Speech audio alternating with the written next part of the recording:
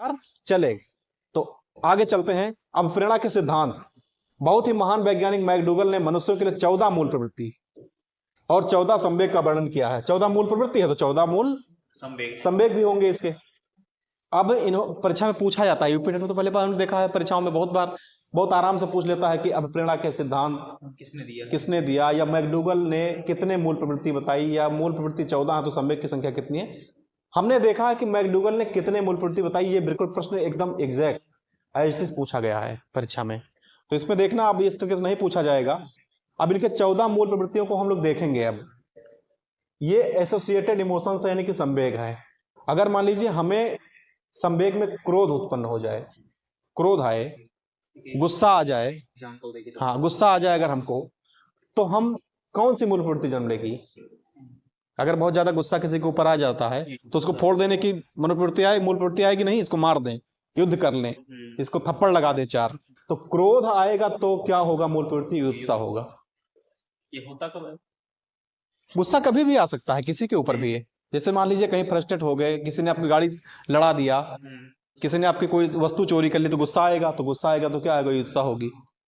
ठीक है, गुस्सा तो किसी को भी आ सकता है। हाँ, और किसी ने मान लीजिए आपके ऊपर कुछ कमेंट कर दिया, गुस्सा आ गया तो गाड़ी से उतरे, लगा दिया चाप से चप्पड़, तो इसमें युद्ध करने की उत्साह हो जाएगी आप। और फिर देखिए इसमें घृणा। घृणा घृणा का मतलब क्या होता है, नफरत करना।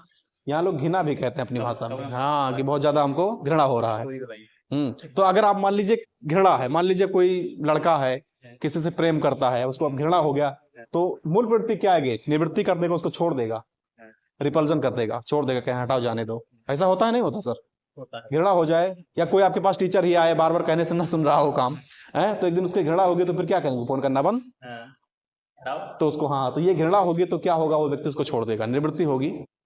सीरियस क्लास कर लेते हैं, बहुत ज्यादा ओवर हो जाएगा नहीं तो। अब अगर किसी को आश्चर्य हो रहा है, अगर कोई चीज देख करके आश्चर्य हो तो उसको अंदर जिज्ञासा होगी। मान लीजिए कोई छोटा बच्चा है, छोटा बच्चा है, अगर वो देख रहा है, हाँ, कोई खिलौना कार है, कार को वो अगर चलता हुआ देख रहा है, छोटा बच्चा है, तो उसको जिज्ञासा होगा कि कार चल कैसे रहा है, उसके पहिए के बारे में जानना चाहेगा, उसके मोटर के बारे में जानना चाहेगा। तो अलग अलग एज पे अलग अलग होती है, मतलब किस एज पे आश्चर्य हो रहा है तो क्या जिज्ञासा होगी। हमको भी जिज्ञासा हो सकती है। अगर मान लीजिए हमने कोई देखा, कोई ऐसी मोटरसाइकिल देख ले जो उड़ रहा हो कुछ देर के लिए, तो भी हमको भी आश्चर्य होगा, तो जिज्ञासा होगी भाई कैसे बना, कहाँ बना, किस कंपनी ने बनाया, किस देश ने बनाया। तो इस प्रकार से जब कभी भी आपको अंडर होगा तो उसको जानने की जिज्ञासा होगी, मूल प्रवृत्ति आएगी। इसी प्रकार से नकारात्मक आत्म भावना आएगी तो अधीनता। अधीनता मतलब किसी के अंडर में काम करना है, पराधीन हो